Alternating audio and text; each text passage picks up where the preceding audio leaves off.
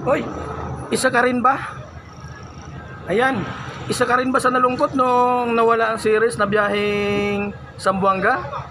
So ayan, nang dahil sa'yo, ibinabalik na. Ayan, ibinabalik na po ang biyahe ng Ceres Transport. Ayan, effective po ngayong araw, October 19.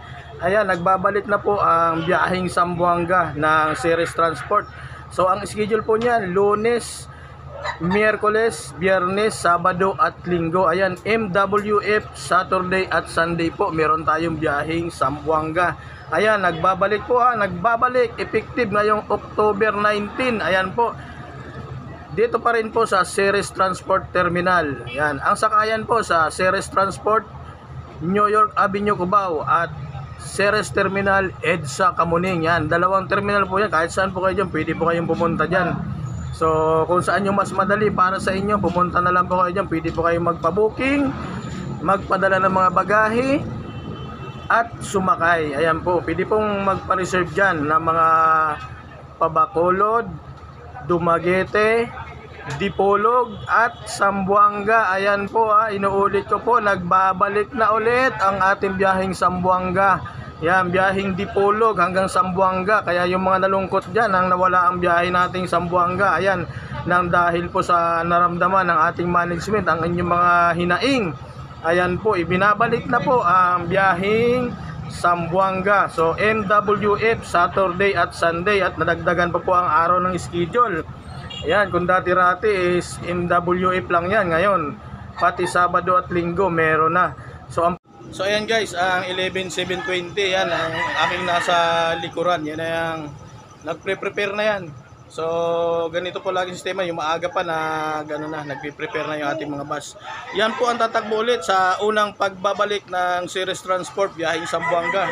Yan ang babiyahe, 11720. So ayan guys, yung mga nakasakay na dito sa 11720, ayan po, nagbabalik na ang ating bus na biyaheng Zamboanga 11720.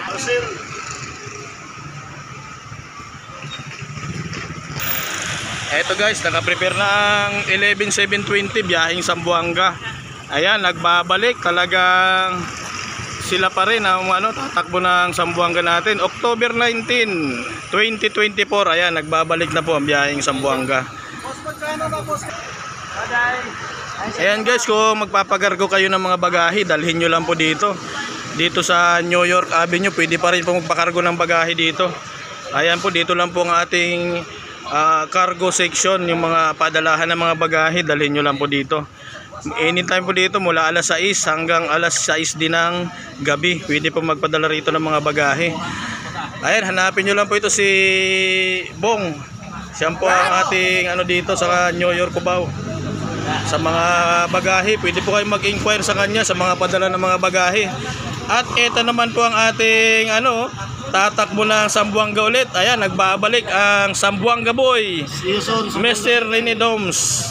See you soon. Pagbabalik ng biyahe.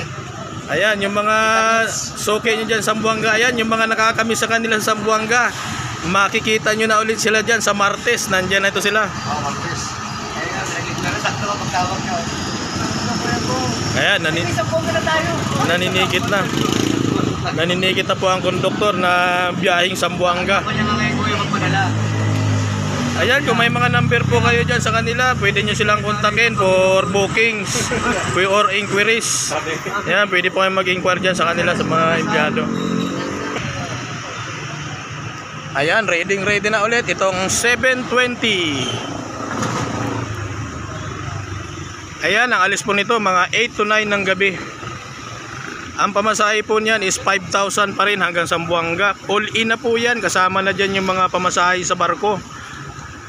Except baggage lang po, hindi po kasali yung baggage sa 5,000. So ang included lang po sa 5,000 ay yung mga terminal fee, tsaka pambayad sa barko, pamasahe sa barko. So bus fare lang po at ferry at terminal fees yung included sa 5,000. So yung biyaheng Zamboanga po is 3 beses po yan sumasakay ng barko. So ang sakay po niyan sa Batangas ay diretsong Katiklan, Starlight, diretsong Katiklan. Tapos ang sumunod naman po niya na sakay ay sa Dumangas Port. So pagdating po ng Dumangas Port, ang tawid dyan, so mga 2 oras mahigit, andun na po yan sa Bacolod. Bacolod, South Terminal lang po, doon po ang sakayan ng pa-Maynila at doon rin po ang dropping ng galing ng Maynila. Bacolod, South Terminal. Ayan. Doon po ang sakayan at doon po nagbababa ng mga kargo at doon rin po ang babaan ng mga pasahero. Ang sunod po nitong drop ay sa Dumaguete. Yan, doon na rin po ang sakay ng barko sa Dumaguete Port papunta ng ang Dipolog.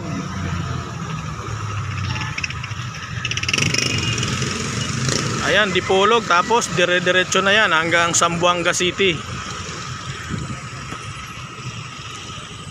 Ang schedule po MWF Saturday at Sunday. Yan, Lunes, Miyerkules, Biyernes, Sabado at Linggo. Yan po ang schedule ng ating Zamboanga ngayon. So nadagdagan na po 5 beses na sa isang linggo ang biyaheng Zamboanga. So pero maaari pa rin naman pong magbago yung mga schedule na yan. So ngayon po, so kasi nagbabalik is 5 beses sa isang linggo ang schedule. Ang dinadaan po niyan is Iloilo, Bacolod, Dumaguete, Dipolog, tapos Zamboanga. Resume today, October 19, 2024. Ayan. So mga magpapakargo, dalhin nyo lang po sa terminal. Pwede po dito sa New York Avenue or doon sa Ceres Terminal, EDSA Kamuning. Quezon City lang po, malapit sa GMA Station. Doon po ang sakayan. Or kung hindi nyo po alam doon at dito ang alam nyo sa New York, pwede po kayong pumunta dito. Medyo aga-agahan nyo lang ng konti. Tumatanggap rin po ng walk-in kahit hindi po kayo nakabook. Pwede po kayong sumakay, medyo agahan nyo lang ng konti.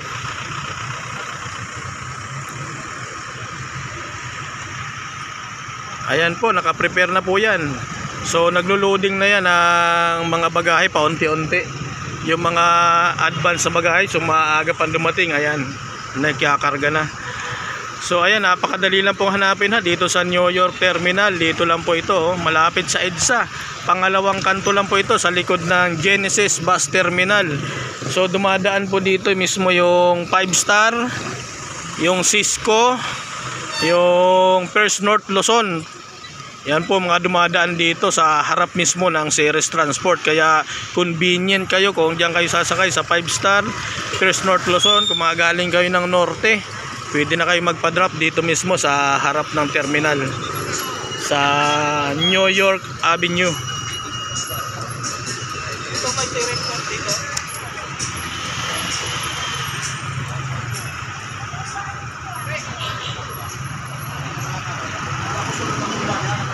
Ayan, excited na tong ating driver, si Kuya Roel Suaso. Ayan. Kasi magbabalik na uli, makikita na nila uli ang kanilang mga suki, ng mga mananakay doon sa Zamboanga City.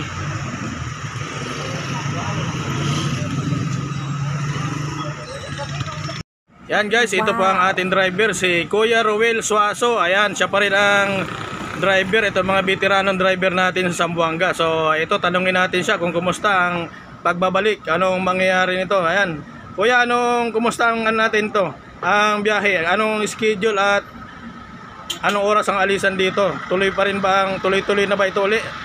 Unang-una, nagpapasalamat kami sa ating management dahil kahit pa paano naibalik yung ating biyahe sa Zamboanga mula sa araw na ito. At inaasahan din natin na darating din ng panahon na babalik din talaga siya dahil ito atin talaga itong ruta, di ba? So ngayon, ito ng araw para mag-umpisa tayo sa pagbiyahe. So malaman natin kung Welcome to Vlogger! maayos ang ating pagbiyahe sa araw nito hanggang sa makarating sa Zamboanga.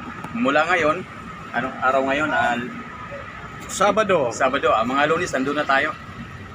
Lunes, Martes na madaling araw, ganun. so yung mga suki natin dyan, Ay, mga suki natin dyan ng mga mananakay ng Zamboanga, galing Iloilo, papuntang Zamboanga, Bacolod, Zamboanga.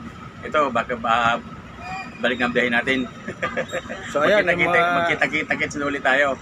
yung mga nakakilala dito kay Kuya, pwede na uli siyang kontakin para makasakay ulit kayo dito sa 11720. So ayan guys, confirm na, balik na po ang ating biyaheng Zamboanga ngayong October 19. So ang alis po nito ay mamayang alas 8 ng gabi pa rin. Ayan po, maraming salamat. Sana po ay bumalik na kayo ulit dito sa Ceres Transport, biyaheng Dumaguete, diretso ng Zamboanga City. So ang pamasahe po dyan hanggang Zamboanga, 5,000 pa rin. Ayan, maraming salamat po. So ayan guys, napakadali lang itong hanapin ang Ceres Terminal dito sa New York Avenue. Ayan, may mga signage na po yan sa New York Avenue at kanto ng Annapolis Street. Ayan, dito lang po ito sa may Q-Mart. So pwede rin kayo mag-booking ito sa mga booking apps. So nakikita po ito ang Ceres Transport, New York Avenue, Cubao.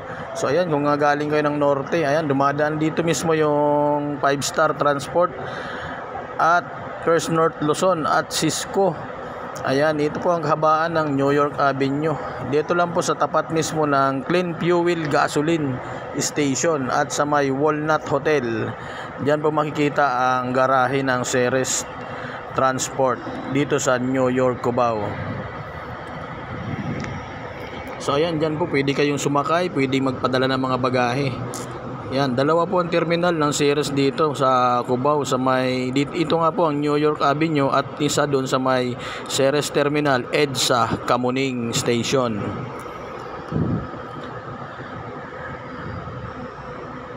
Ayan, easy na lang kung kayo mga galing ng Pampanga. So nagdadrop po yan dito sa mismong New York Terminal. Shout out dyan sa ating mga followers dyan, lalo na kay Mr. Arvin Quijano dyan sa Alabang.